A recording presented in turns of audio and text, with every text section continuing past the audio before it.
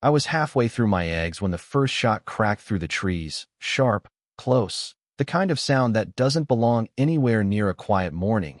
And before my brain could catch up, there were more, fast, uneven, like someone was tearing the air open right behind my house. I remember just sitting there for a second, fork in my hand, listening, waiting for it to stop, but it didn't. And that's when something in my chest dropped hard enough that I reached for my phone and dialed 911 without even thinking. Now, you have to understand, I didn't move out here by accident. This place, my place, sits on 8 acres just outside a little rural stretch in North Carolina, the kind of land where mornings are supposed to sound like wind and birds and maybe a tractor in the distance if someone's working early. I chose it very carefully after my husband passed, after 30 years of nursing shifts that never really ended and raising 3 kids who are now scattered across 3 different states. I wanted quiet, not the kind you find in a suburb with fences and lawnmowers, but the kind that settles into your bones, the kind that lets you hear yourself think again. The man I bought the property from, Mr. Harlan, must have said the word peaceful at least 6 times when he showed me around. He'd lived there 20 years, raised goats, kept to himself, and when I asked about neighbors he just smiled and said, "Closest thing to trouble out here is a raccoon getting into your trash." That sounded just about perfect to me. For the first few months, it was exactly that. Slow mornings, coffee on the back porch, dirt under my nails from planting flowers where my husband used to say we'd one day sit together. It felt like I had finally stepped into the life we had talked about, but never quite reached. Then the Pullmans showed up. I didn't think much of it at first. Land changes hands out here all the time. People come and go, and usually they're looking for the same thing. I was: space, quiet, a reset. I saw the moving trucks one morning down past the tree line, maybe half a mile from my property edge, and figured I'd wave if I ran into them eventually. Which I did. I was out back, kneeling in the dirt, trying to convince a row of stubborn hydrangeas to take hold, when I heard footsteps behind me. Not on gravel, not on a driveway, but through the woods, steady, deliberate. I turned, and there he was, tall, mid-30s maybe, wearing camouflage pants like he'd just stepped out of a hunting catalog, tactical vest strapped across his chest, smiling like we'd known each other for years. "Morning," he said, easy, friendly, a little too friendly. I stood up, brushing dirt off my hands. "Morning. I'm Ryan," he added, sticking out his hand like we were at a neighborhood barbecue instead of standing in the middle of my backyard unannounced. "Just moved in down the way." I shook his hand, mostly out of habit. "Linda." He glanced around, slow, taking in the trees, the open space, the house behind me. And then he asked, "How long you been out here?" "Couple months," I said. "Quiet enough for you?" It was such a specific question that it caught me off guard. I let out a small laugh. "That's the whole reason I'm here." He nodded, like he was filing that away somewhere. "You ever hear highway noise? Or anything like that?" "No," I said, a little firmer this time. "That's kind of the point." He smiled again, same easy expression, but something about it didn't quite reach his eyes. "Good to know." We stood there another minute, making small talk that didn't really go anywhere. And then he turned and disappeared back into the trees the same way he came. No driveway, no path, just gone. I remember thinking it was a little odd, but out here people have their quirks. I didn't think much more of it. Until 6 weeks later, when my quiet morning shattered. The dispatcher kept asking me to describe what I was hearing, and I remember saying, "It sounds like it's in my yard," because that's exactly what it felt like, not distant, not muffled, but close enough that each shot hit like a physical thing. I stayed on the line until the shooting stopped, which it did suddenly, like someone flipped a switch. By the time the deputies arrived, everything was still again. Too still. I walked them out toward the tree line, my heart still racing, and one of them, a younger guy, nodded like he already had a guess what we were about to find. We pushed through the brush, branches catching on our clothes, and then the woods opened up just enough to reveal it. A shooting range. Not some makeshift setup, not a couple of targets nailed to trees. This was built. Proper backstops, covered firing positions, rows of targets lined up, and fresh shell casings scattered across the ground like someone had just finished a session minutes before we got there. One of the deputies let out a low whistle. "Well, that explains it." I stood there, staring at it, trying to make sense of what I was seeing, because the angle, the direction of the targets, they were pointed straight toward my property, toward my house. Is this legal? I asked, my voice sounding smaller than I expected. The older deputy shrugged. Depends on zoning, permits, we'll have to check. Then he added, almost casually, might be a civil issue. A civil issue. I remember thinking how strange it was that something which felt this dangerous could be reduced to paperwork. That evening, after they left, I sat at my kitchen table for a long time, staring at my phone, until finally I pulled up the number Ryan had given me that first day.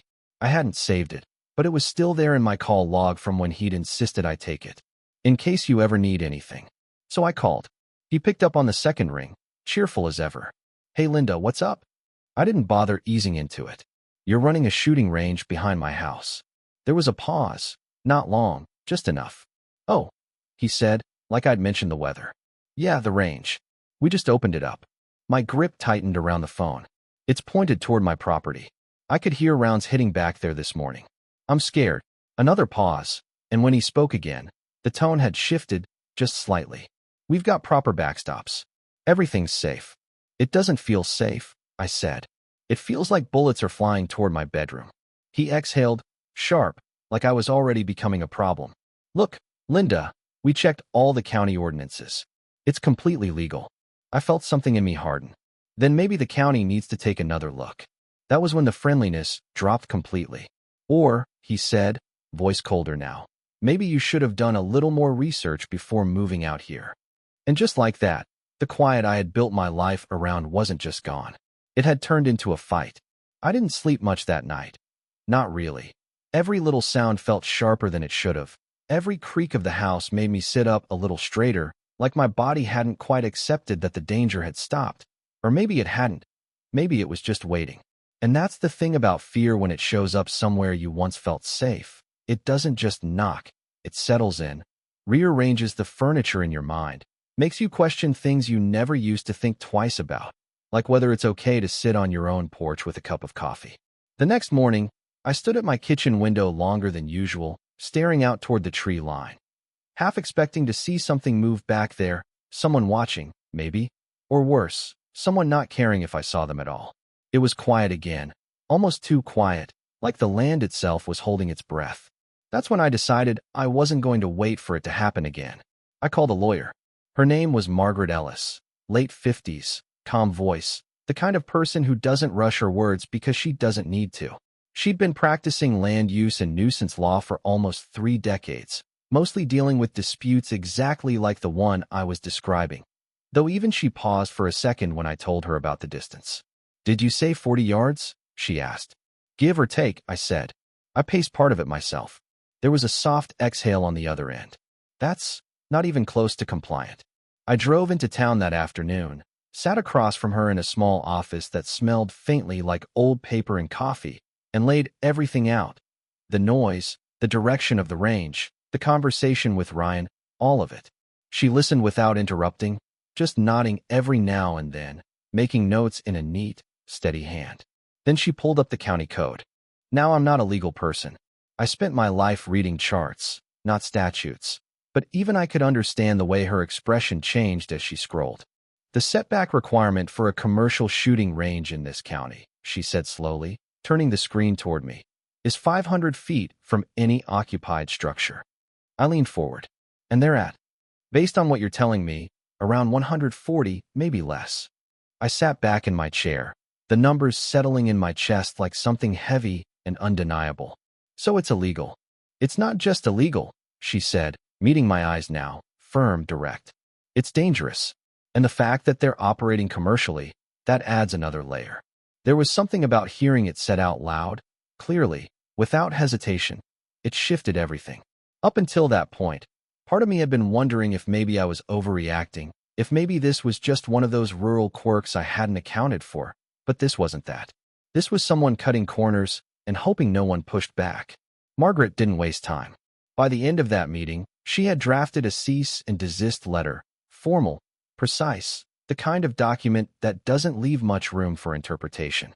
It gave Ryan and his partner 48 hours to shut down operations completely or face immediate legal action. Most people comply at this stage, she said as she handed me a copy, especially when they know they're out of bounds. I wanted to believe that. I really did. But something about the way Ryan had spoken to me the night before, that dismissive edge, like my safety was an inconvenience, it didn't feel like the kind of attitude that backs down easily. The letter was delivered that same afternoon, and for about a day and a half, nothing happened. No gunfire, no activity, no trucks coming in or out, just quiet. The kind of quiet I used to take for granted, now feeling fragile, temporary, like it could shatter again at any moment. Then, on the second evening, my phone rang. Unknown number. I answered anyway. "This is Daniel Price, calling on behalf of Pullman Tactical Group." The voice was smooth, practiced, the kind of voice that's used to being listened to. "I understand you've retained counsel and issued a cease and desist regarding my client's operations." I glanced at the letter sitting on my table. "That's correct." There was a brief pause, not uncertain, just calculated. "My clients are operating under a valid agricultural exemption," he continued, "which permits certain types of activity on their property, including firearms training in a non-commercial context." "Non-commercial?" I repeated, my voice tightening. "They built a website. They're charging people." Another pause, shorter this time. "You may be misinterpreting the nature of their operations," he said, almost gently, like he was explaining something simple to someone who just didn't quite get it. "Additionally, rural environments often include a variety of sounds that may be unfamiliar to new residents. My clients have received no other complaints." I felt heat rise up the back of my neck. "That's because their bullets aren't aimed at anyone else's house." Silence. Then, a slight shift in tone, still polite, but sharper underneath. "We would advise against making statements that could be construed as defamatory, Miss Carter." There it was. Not a denial. A warning. "I'm not making statements," I said, each word measured now. "I'm describing what's happening on my property." "Well," he replied, cool and controlled, "if you choose to pursue this further, my clients are prepared to defend their rights." The call ended shortly after that. And just like that, the quiet didn't feel peaceful anymore. It felt like the calm before something worse. The next morning, I found the bullet. I wasn't even looking for it. I was walking out toward my storage shed, the one my husband had built years ago when we still thought weekends would be enough time to live the life we wanted, and I noticed a small, jagged hole in the side panel. At first, my brain tried to explain it away. Maybe a branch, maybe something kicked up by a mower, but when I got closer, when I ran my fingers along the edges, there was no mistaking it. Clean entry, metal bent inward. I opened the shed door slowly, my heart pounding again, and there it was, lodged in the back wall, half buried in the wood. A bullet. For a long moment, I just stood there, staring at it, trying to process the fact that something fired from that range had made it all the way onto my property, into a structure, a place where, on any other day, I might have been standing. I called the sheriff again. 2 deputies came out, same as before, walked the property, took a look at the shed. One of them even nodded like it confirmed what he'd suspected. "Could have come from a lot of places," the older one said, almost apologetic. "Hard to prove exactly where it originated." I stared at him. "There's only one place around here firing rounds like that." He shifted his weight, uncomfortable. "Ma'am, this is likely a civil matter." That phrase again. Civil. Like the word itself could somehow absorb the danger. After they left, I took pictures of the hole, of the bullet, of the angle, anything I thought might matter. Then I drove straight back to Margaret's office. She didn't look surprised when I showed her. "If anything," she said quietly, "this strengthens your case." "It doesn't feel like a case," I replied. "It feels like I'm waiting for the next one to come through my window." She nodded, not dismissing it, not softening it. "Then we don't wait." Within hours, she had filed for an emergency injunction, a request to bring the matter before a judge as quickly as possible, given the immediate risk to safety. The paperwork moved faster than I expected, faster than anything else had so far, and within 3 weeks, we had a court date. 3 weeks. It doesn't sound like much, but when you're living in between moments of silence and sudden bursts of gunfire, when every day carries that question of whether it's going to happen again, it stretches. It stretches in ways that make time feel uneven, unpredictable, like you're constantly bracing for impact. During those weeks, the range didn't fully shut down. They scaled back, sure, fewer shooters, shorter sessions, but it never stopped completely. Just enough activity to remind me that they were still there, still operating, still choosing to ignore everything that had been put in front of them. Once, I even saw them from the edge of the trees. Ryan was out there with a group, maybe 10 people, lined up under the covered firing position, giving instructions like some kind of instructor, confident, in control, like the land, the noise, the risk, all of it belonged to him. I stood there longer than I should have, watching, anger mixing with something else I didn't quite want to name, something closer to disbelief, because I couldn't understand how someone could see what this was doing and just keep going. The morning of the hearing, I woke up before my alarm. The house was quiet again, truly quiet this time. And for a moment, standing there in the kitchen, I let myself remember what it used to feel like before all of this started. Then I grabbed my keys, because that quiet was about to be tested in a courtroom. The courthouse wasn't anything special, just a low, square building off the main road, brick faded from years of sun, the kind of place you'd drive past 100 times without ever thinking you'd end up inside it. But that morning, it felt heavier than it should have, like everything that had been building over the past few weeks was waiting for me on the other side of those doors. Margaret was already there when I arrived, standing near the entrance with a folder tucked under her arm, calm as ever, the same steady presence she'd been since the moment I walked into her office. "You ready?" she asked, not in a dramatic way, just practical, like we were about to handle something that needed handling. "I think so," I said, though the truth was, I didn't know if anyone's ever really ready to sit in a room and argue for their own safety. Inside, it was quiet in a different way than my land. Not peaceful, just contained.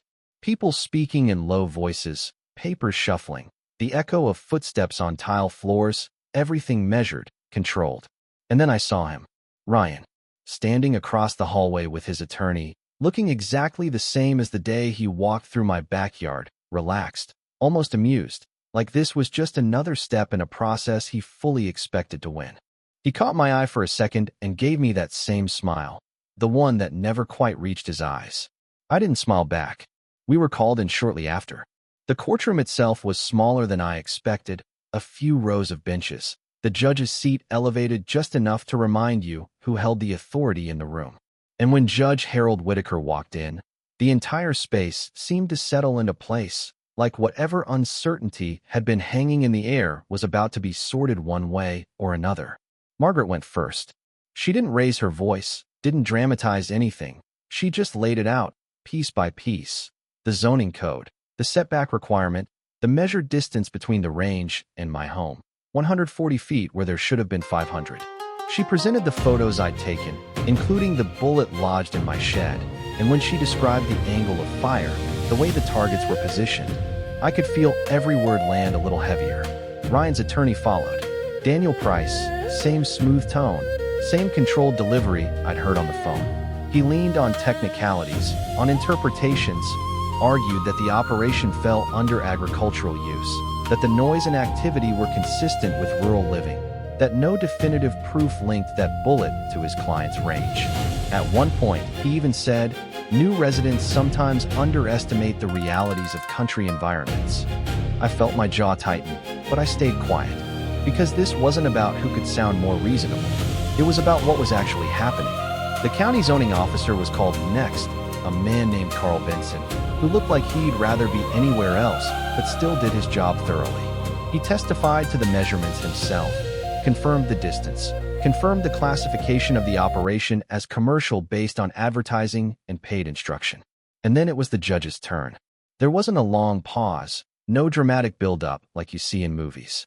Judge Whitaker flipped through the documents once more, adjusted his glasses, and then spoke in a voice that didn't need to be loud to carry weight. The defendant is operating a commercial shooting range significantly below the required setback distance, he said. This constitutes a clear violation of county zoning regulations and presents a credible risk to neighboring properties. He looked directly at Ryan then. Operations are to cease immediately. Just like that. No ambiguity. No room to reinterpret. I felt something in my chest loosen. Not relief exactly. Not yet. But the first sign that maybe this wasn't going to spiral out of control after all. Outside the courtroom, Ryan didn't say anything at first. He just stood there, jaw tight, eyes fixed somewhere past me. And then finally, he shook his head slightly, like he couldn't quite believe what had just happened.